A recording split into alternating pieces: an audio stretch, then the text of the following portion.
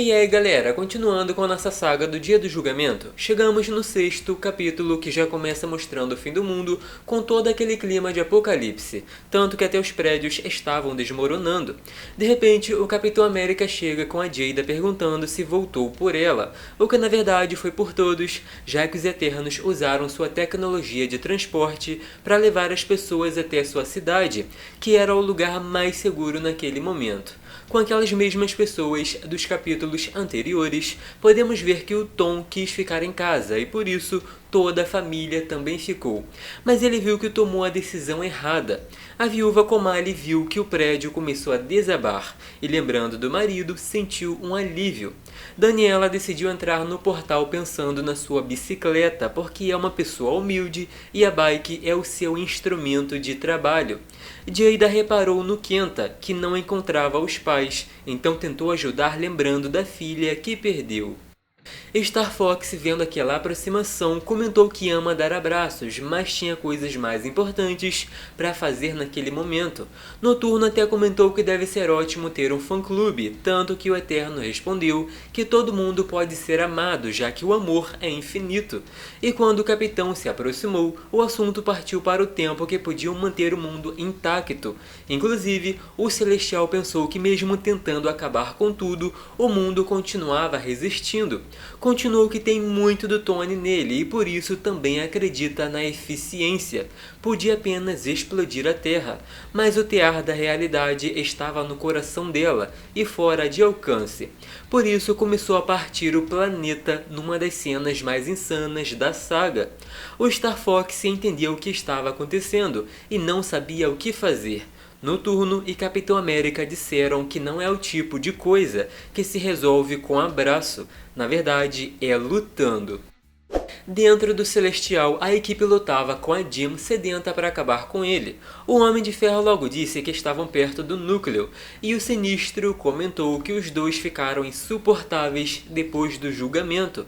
Wolverine mostrou as garras, ameaçando que se não calasse a boca, ele também seria julgado.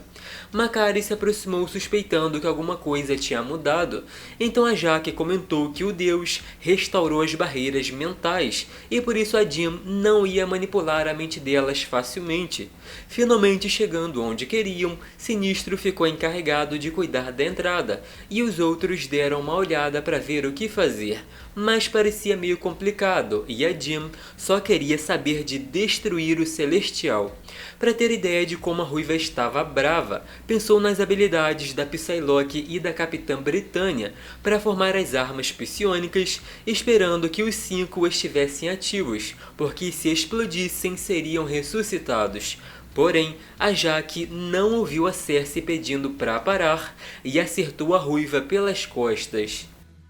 Para chegar onde queria e acabar com tudo de uma vez por todas, o Celestial invadiu a cidade dos Eternos e, para dar uma chance aos humanos, deram a eles armas do arsenal do Uranus. Ou seja, muita gente que nunca segurou uma arma na vida viu aquele ser gigante tendo que lutar para sobreviver. O que veio depois foi uma cena bem triste, com a galera sendo facilmente derrotada. O Capitão América disse para o Celestial parar porque esse era o último aviso, mas a entidade não queria, afirmando que não podia ser parada por ele. De repente, o Celestial foi atacado pela Eterna Sign, que conseguiu sobreviver tempo suficiente para se aproximar dos motores de ressurreição. Mas dessa vez, ela voltou energizada por gente muito poderosa, como Exodus, Hope, Synchro, Tempestade e Proteus. Sabia que não seria suficiente, mas a intenção era ganhar tempo. E até acho legal para a gente ter uma noção do nível de poder do inimigo, porque mesmo com tanta gente poderosa se unindo a uma Eterna gigante, não foi suficiente. Enquanto isso, Jim queria que a Jaque saísse da frente. A Eterna dizia que mutantes podem voltar à vida, mas humanos não. O Tony acabou concordando e argumentando que tinham que pensar para encontrar outra forma de mudar a situação, já que bilhões de pessoas morreram. Do lado de fora, a Eterna Sign parecia derrotada e, nesse momento, a Orquídea, que é inimiga dos mutantes, começou a atacar o Celestial. Muito provavelmente porque, independente de ser inimigo ou não, no ponto de vista deles era melhor dar um fim na ameaça do que deixar livre para acabar com todo mundo depois. A Jean se surpreendeu com isso e, pensando em aproveitar a oportunidade, deu sinal para o Sinistro atacar a Jaque e se armou para cima do oponente, pensando que era melhor salvar quem ainda podiam do que ficar pensando no talvez. Do nada, o Celestial prendeu a Ruiva numa esfera e veio com o mesmo papo que era um teste, que viu que todos são criaturas guiadas pelo próprio interesse, que queriam sua destruição e que os humanos só estão ao lado deles porque não têm escolha. Foi aí que a Cersei aproveitou para fazer uma transmissão e abrir o jogo. Foi bem clara, contando para todo mundo que quando um Eterno morre, sempre volta tendo um ser humano pagando com a vida. Continuou que isso tem acontecido por 1 milhão de anos e que ela manipulou muita gente inocente para manter o segredo, mas agora todo mundo sabe. Noturno e Capitão América ficaram assustados perguntando se é verdade, e não muito diferente do que pensamos, as pessoas já começaram a ficar furiosas.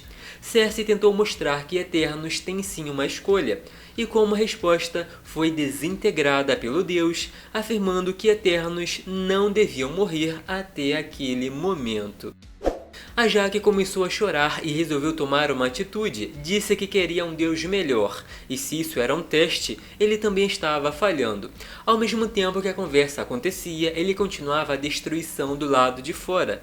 Jim aproveitou para se aproximar e, já sem toda aquela raiva, mencionou sobre quando tirou a vida de todo um planeta, mas estava sem controle naquele momento. Será que ele ia fazer o mesmo e viver com a culpa?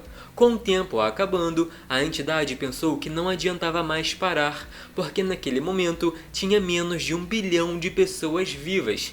Aí quem tomou a palavra foi o Homem de Ferro com um discurso de que qualquer um pode ser um herói, basta mudar as atitudes.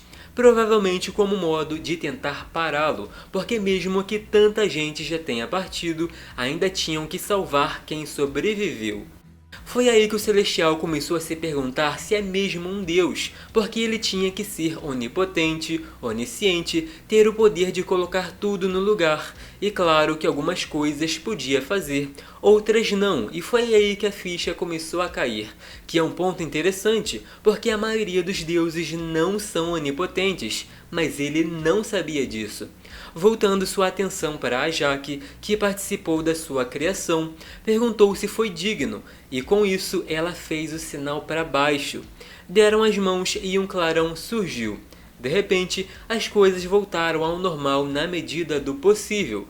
O Homem de Ferro pediu um segundo para a armadura dar algumas informações, e ali ficaram sabendo que as pessoas voltaram. Wolverine quis uma bebida e Makkari parecia irritada, querendo saber onde estava a Jaque, que por sua vez desceu flutuando e comentando que se fundiu com o Celestial, também mencionando que a Cersei se foi, deixando aquela galera bem surpresa com a reviravolta, aparentemente tornando a Eterna no deus que eles precisavam. Com a vida começando a voltar ao normal, o tom ainda parecia desajeitado. Caitlyn recebeu aplausos, porque as pessoas sabiam que ela morreu tentando ajudar quem tinha dificuldade. Comali viu a Eterna gigantesca passando e agradecendo pela vida do Ardian.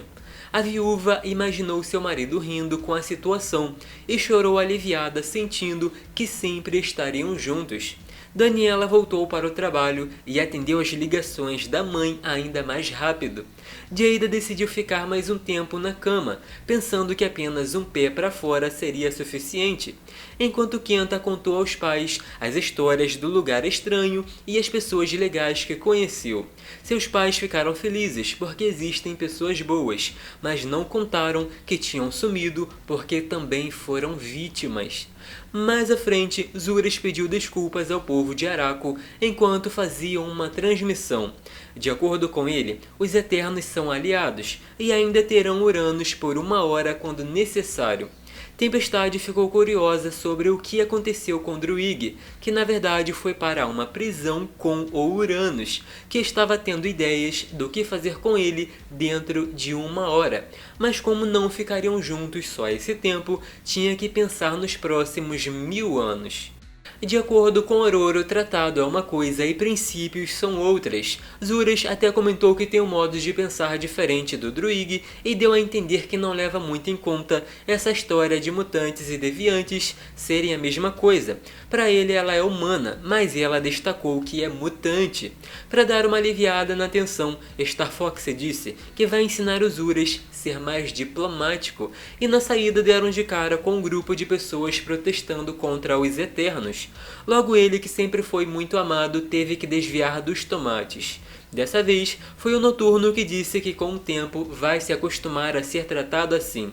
Cortando para a casa da árvore dos X-Men, Jim assistia a TV bem tranquila, enquanto conversava com o Ciclope sobre os protocolos de ressurreição.